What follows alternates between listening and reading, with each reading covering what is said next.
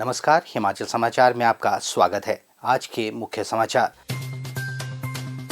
मुख्यमंत्री ने कहा, मुख्यमंत्री सुख शिक्षा योजना के लिए सालाना 53 करोड़ 21 लाख रुपए का आवंटन। योजना का मुख्य उद्देश्य विधवा, बेसहारा, तलाकशुदा महिलाओं और विकलांग माता पिता को उनके बच्चों की शिक्षा और कल्याण के लिए वित्तीय सहायता प्रदान करना है। मुख्यमंत्री ने प्रदेशवासियों को जन्माष्टमी की दी शुभकामनाएं। प्रदेश सरकार की योजनाओं का लाभ उठाकर आधुनिक तकनीक से खेती कर रोजाना 8 से 9 हजार रुपए की सब्जी उगा रहे तरसेम चंद। और अब समाचार विस्तार से। मुख्यमंत्री ठाकुर सुखविंदर सिंह सुक्खू ने आज शिमला में कहा कि प्रदेश सरकार ने एक नई पहल करते हुए मुख्यमंत्री सुख शिक्षा योजना शुरू की है।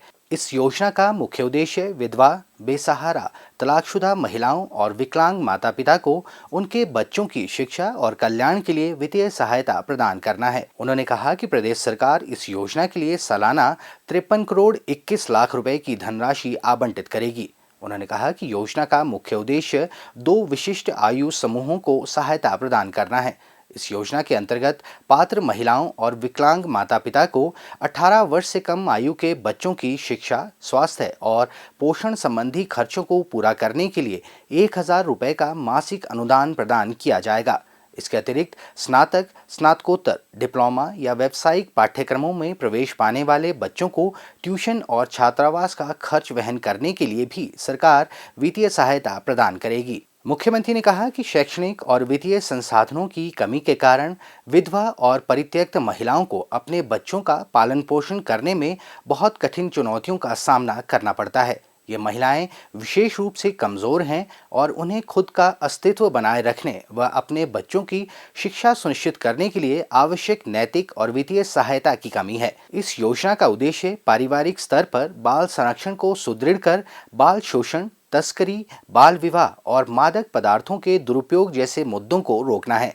उन्होंने कहा कि विकलांगता, बेरोजगारी और गरीबी के दृष्टिगत मुख्यमंत्री सुख शिक्षा योजना विकलांग माता पिता के बच्चों की जरूरतों को भी पूरा करती है। सभी पात्र महिलाएं, बच्चे और व्यक्ति जिनकी पारिवारिक आय 1 लाख रुपए प्रति वर्ष से अधिक नहीं है, इस योजना के अंतर्गत लाभ ले सकेंगे। इस योजना का लाभ उठाने के लिए स्थानीय बाल विकास परियोजना अधिकारी के पास आवेदन किया जा सकता है। ठाकुर सुखविंदर सिंह सुक्खू ने कहा कि कमजोर परिवारों के लिए एक उचित माहौल को बढ़ावा देना बहुत महत्वपूर्ण है, ताकि ये सुनिश्चित किया जा सके कि बच्चों को सम्मानजनक जीवन जीने के लिए आवश्यक शिक्षा और देखभाल मिले।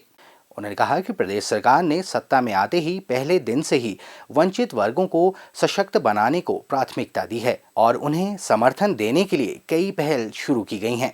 समाज के कुछ वर्ग ऐसे हैं जो अपनी शिकायतें और कठिनाइयां लेकर हमारे पास नहीं आ पाते हैं, लेकिन एक संवेदनशील सरकार के रूप में हम हर वर्ग के कल्याण के लिए प्रतिबद्ध हैं। मुख्यमंत्री ठाकुर सुखविंदर सिंह सुक्खू ने जन्माष्टमी के पावन अवसर पर प्रदेशवासियों को शुभकामनाएं दी हैं। मुख्यमंत्री ने कहा कि भगवान श्री कृष्ण की शिक्षाओं और उनके आदर्शों को सभी को अपने जीवन में आत्मसात करना चाहिए। वर्तमान में भगवत गीता की शिक्षाएं और अधिक प्रासंगिक हैं। उन्होंने कहा कि हम सभी को इन पर चलने की आवश्यकता है। मुख्यमंत्री ने कहा कि ये पर्व प्रदेशवासियों के जीवन में समृद्धि और खुशहाली लेकर आएगा। रोजगार के लिए घर से दूर जहां तहां भटकने के बजाय अपनी पुश्तैनी जमीन पर ही नकदी फसलों की खेती करके भी रोजाना हजारों रुपए की आय प्राप्त की जा सकती है। प्रदेश सरकार ऐसे प्रगतिशील किसानों को हमेशा प्रोत्साहित करती है और कृषि तथा उद्यान विभाग की विभिन्न योजनाओं के माध्यम से लाभान्वित भी किया जा रहा है। प्रदेश सरकार की इन योजनाओं की मदद से जिला हमीरपुर के भी कई मेहनतकश किसान अपनी पुश्तैनी जमीन से अच्छी आय अर्जित कर रहे हैं। इन्हीं मेहनतकश एवं प्रगतिशील किसानों में से एक हैं भोरंज उपमंडल की ग्राम पंचायत मुंडखर के गांव जमली निवासी तरसेम चंद। लगभग 25 वर्षों तक शिक्षा विभाग में शारीरिक शिक्षक के रूप में सेवाएं देने के बाद तरसेम चंद सेवानिवृत्त हुए तो उन्होंने अपनी लगभग 12 कनाल जमीन पर गेहूं, मक्की और धान जैसी परंपरागत फसलों की खेती के बजाय नकदी फसलें उगाने का निर्णय लिया, ताकि उन्हें अपनी उपज के अच्छे दाम मिल सकें। उन्होंने भिंडी, करेला, खीरा, शिमला मिर्च, घिया, लौकी और कद्दू इत्यादि की फसलें उगाने के लिए आधुनिक तकनीक अपनाते हुए खेतों में मल्चिंग शीट बिछाई।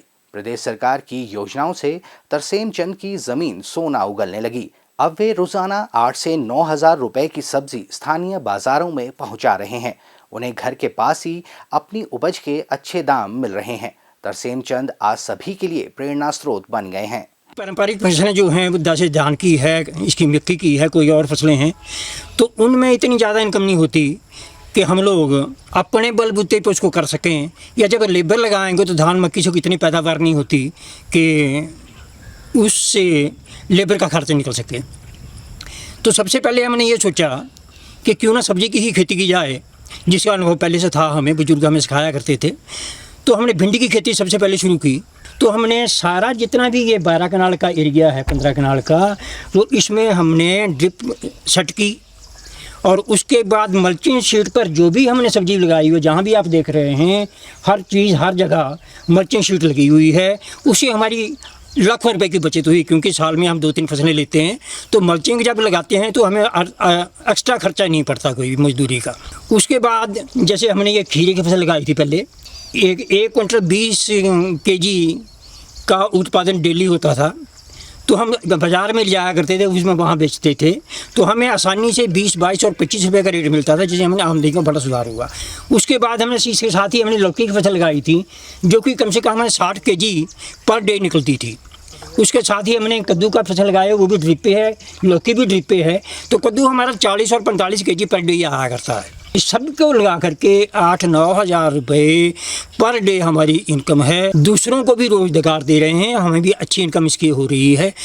सरकार बहुत सी सुविधाएं देती है। एग्रीकल्चर से एक ट्रैक्टर लिया है, छोटा सा पावर टिलर लिया है, उसके साथ हम काम इसका चला रहे हैं। लेकिन आगे को हम सोचते हैं कि इस काम को और बढ़ाया जाएगा, ताकि हमें आमदनी भी अच्छी हो और बाकी लोगों को भी रोज़गार हम दे सकें।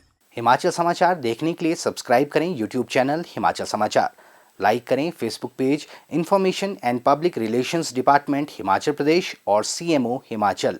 फॉलो करें @DPRHP और CMO हिमाचल। फॉलो करें इंस्टाग्राम @DIPR हिमाचल और CMO हिमाचल। विजिट करें वेबसाइट www.himachalpr.gov.in। इस अंक में इतना ही। कल फिर होगी मुलाकात। दीजिए इजाज़त। नमस्कार।